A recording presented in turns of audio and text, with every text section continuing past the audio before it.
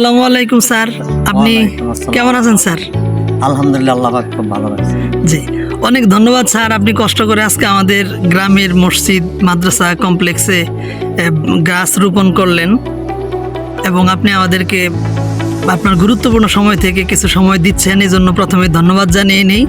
আমি শেষ প্রশ্নটা আগে করি যে আপনার যে বৃক্ষরোপণের কর্মসূচি, এই বিষয়টি এখন সারা সখীপুরে এবং আশেপাশের উপজেলাগুলোতে সর্বজন স্বীকৃত, সবাই জানে, জাতীয় এবং স্থানীয় পত্রপত্রিকাগুলোতে আসছে, সমাজের সকল স্তরের মানুষ আপনাকে সাধুবাদ জানাচ্ছে, প্রশংসা হচ্ছে। এই বিষয়টি কেমন লাগছে স্যার?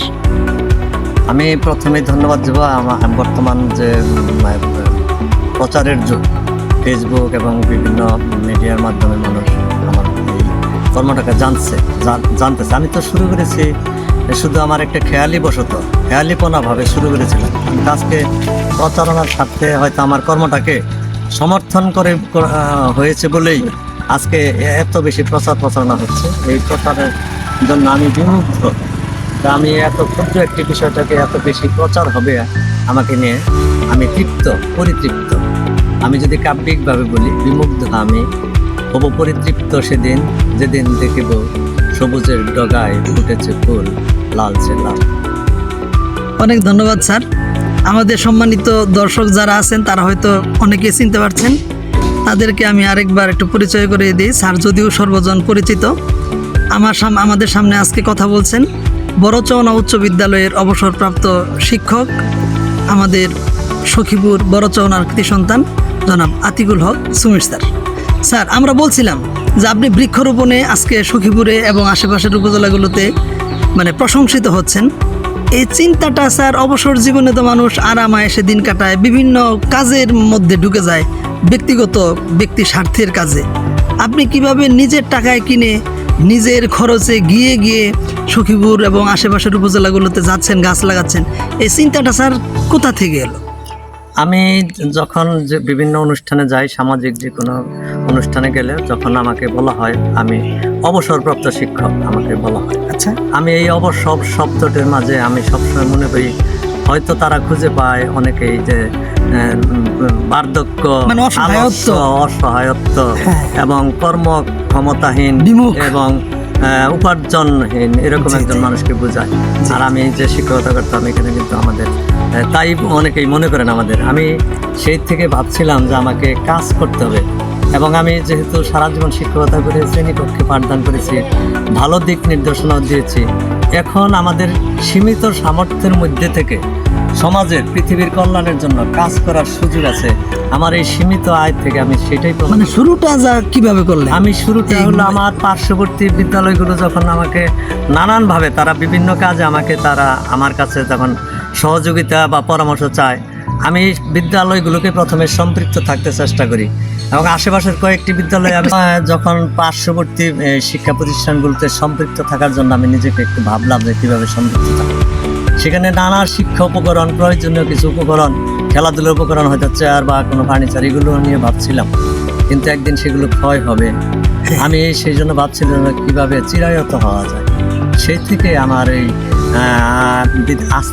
এখন যেহেতু জলবায়ু আবহাওয়া দিনে দিনে ক্রমান্বয়ে তপ্ত হচ্ছে, জি, জলবায়ু পরিবর্তন হচ্ছে, বিদ্যালয় কীভাবে শোভিত এবং শীতল রাখা যায়, সেজন্যই আমি হৃদয়ে একটি প্রতিপাদ্য ধারণ করি, শীতল শোভিত শিক্ষালয়। এই থেকে আমি এই কৃষ্ণচূড়া গাছের চারাটাকে আমি বেছে নিই। আপনার নিজের এলাকায় বা আমি প্রথমে তো নিজের এলাকায় শুরু করি, এবং সেখানে যখন সংশ্লিষ্টদের যে সমাদর, তাদের যে সহায়তা, এর থেকে আমি আরও উদ্বুদ্ধ হই যে আমি হয়তো আরও এগিয়ে যাব, আরও বিস্তৃত এলাকায় যাব।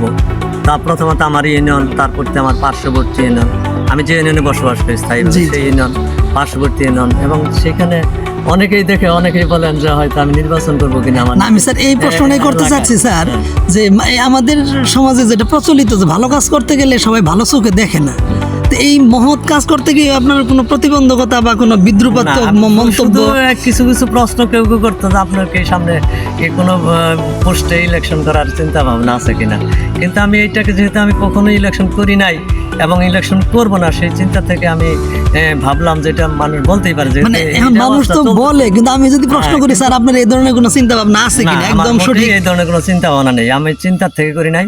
আমার পার্শ্ববর্তী, আমি সখীপুর উপজেলার সর্বোত্তরের ইউনিয়ন বড়চন ইউনিয়ন আমার বসতি, তারই পাশে আমাদের ঘাটাইলের অংশ, বিশেষ ঘাটাইল উপজেলা, টাঙ্গাইল ঘাটাইল উপজেলার আমার ইউনিয়নের পাশে 2টি ইউনিয়ন আছে, ধলাপাড়া ইউনিয়ন এবং সাগরদিঘি ইউনিয়ন। আমি সেখানেও আমার তার মানে তার নির্বাচনী এলাকার মধ্যে সীমাবদ্ধ। ময়মনসিংহ জেলার ঘাটাইল ভালুকা উপজেলা, ময়মনসিংহ জেলার ভালুকা উপজেলা আমাদের পার্শ্ববর্তী উপজেলা, সেখানেও আমি ডাকাতি এবং উত্তরে ইউনিয়ন, ইতিমধ্যে আমি উত্তরে ইউনিয়নে বৃক্ষরোপণ করেছি। মানে যদি কেউ সংকীর্ণ চিন্তা থেকে ভেবেও থাকে যে সর্বদা নির্বাচন করার জন্য, এগুলা আসলেও তাদের ধারণার সম্পূর্ণ। এছাড়া কালীহাতি উপজেলায় আমি এই পার্কি, এবং আমি অবশ্য যাই নাই, পরিপূর্ণ প্রস্তুতি নিয়েছি। আমি সেখানে যোগাযোগ করেছি প্রতিষ্ঠান এবং সমাজের যারা কর্তৃত্ব নেতৃত্ব করেন তাদের সাথে যোগাযোগ করেছি। আমি সেখানে আগামী রবিবারে যাওয়ার আমার প্রোগ্রাম আছে কালীহাতিতে। জি জি, অনেক ধন্যবাদ স্যার। এই যে উদ্যোগগুলো নিচ্ছেন, আমরা পত্রপত্রিকায় অনলাইনের বিভিন্ন আপনার মুখ থেকেও শুনলাম যে প্রায় 1000-এর উপরে গাছ লাগিয়েছেন। তো এখানে তো মানে বিশেষ কোনো প্রতিবন্ধকতা বা কোনো সমস্যার সম্মুখীন এরকম কোনো জায়গায় কোনো অভিজ্ঞতা হয়েছে? বরং আরো যেখানে আমি যেতে পারিনি এখনো, অনেকে আমাকে ফোন দিয়ে আরো তারা আমাকে এমন ভাবে উৎসাহিত করছেন তাদের এই আকাঙ্ক্ষা থেকে আমি উদ্বুদ্ধ হই। এবং আমি যখন একাকী থাকি তখন আমার এই মানুষের যে আমার প্রতি, মানুষের যে আমার কাজের এই সমর্থন, এ নিয়ে আমি দারুণভাবে আরো যেমন উদ্বুদ্ধ হই, তেমনি মানুষের প্রতি শ্রদ্ধাবোধও আমার বেড়ে যায়। অবশ্যই আপনার বিভিন্ন প্রতিষ্ঠান, বিভিন্ন জায়গায় গেছেন, অবশ্যই আপনার হৃদয়ে সব মানে মনে রাখার মতো এরকম ভালো কোনো ঘটনাও তো ঘটছে যারা, যেটা আপনি হয়তো প্রকাশ করতে চান। যে আমি ভালো দিক যেটা সেটা দেখছি যে অনেকেই আমার এই বৃক্ষরোপণের সাথে সম্পৃক্ত হওয়ার জন্য প্রতিষ্ঠান সংশ্লিষ্ট যতগুলো লোক আছেন তারা প্রত্যেকে এগিয়ে আসছে যে আমি আপনার সাথে থেকেই বৃক্ষরোপণ করব। এই দিক থেকে আমার এতই ভালো লেগেছে যে কেউ কখনো অনীহা দেখান নাই, বরং তারা প্রত্যেকে উৎসাহ দেখে। একদম প্রশাসনের পর্যায় থেকে আপনাকে তো উৎসাহিত করা হয়েছে। আমাদের উপজেলা নির্বাহী অফিসারের সাথে আমার কথা হয়েছে, আমি ওনাকে বলেছিলাম যে স্যার আমি তো, উনি আগেই জেনেছেন, তারপরেও আমাকে নানানভাবে অনেক প্রশ্ন করেছে। আমি এইগুলো যেগুলা রোপণ করতেছি এই বিষয়টাকে আমি শুধু বলছিলাম স্যার আপনার এই বিষয়টা আপনার সমর্থন বা সুদৃষ্টি কিভাবে? জি জি জি। তখন উনি বলেছেন যে আমি সমর্থন তো অবশ্যই করি, এবং আপনার এই বৃক্ষগুলো যাতে রক্ষণাবেক্ষণ হয় আমি প্রতিষ্ঠানে সেগুলো আমার শিক্ষা অফিসারের মাধ্যমে আমি সেগুলোর ব্যবস্থা নেব।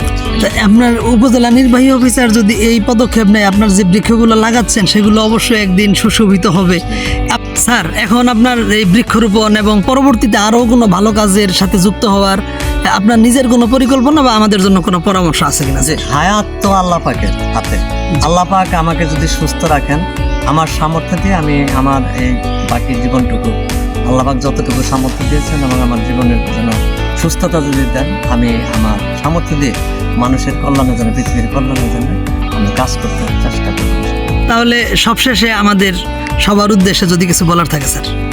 আমি আমাদের এই দেশবাসীকে এবং যে যেখান থেকে শুনছেন আমি তাদের উদ্দেশ্যে বলবো যে মানুষের কখনোই যার যার অবস্থানে, যার যতটুকু সামর্থ্য, প্রত্যেকের অবস্থানে সম্মান আছে, সম্মানবোধ আছে, এবং প্রত্যেকেরই সামর্থ্য আছে।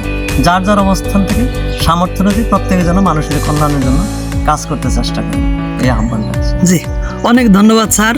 আপনি আজকে কষ্ট করে আমাদের এলাকায় এসেছেন, বৃক্ষরোপণ করেছেন এবং আমাদেরকে সময় দিলেন, এই জন্য ধন্যবাদ। আপনার লাগানো কৃষ্ণচূড়া যখন সেই ফুল ফুটবে, সেই শোভিত পাতার মধ্যে হয়তো একদিন আপনিও থাকবেন না, কিন্তু সেখানে আপনার ছায়া মানুষের চোখে ভেসে উঠবে। এই প্রত্যাশায় আপনাকে আবারও ধন্যবাদ, কৃতজ্ঞতা জানিয়ে শেষ করছি স্যার। ধন্যবাদ। আসসালামু আলাইকুম।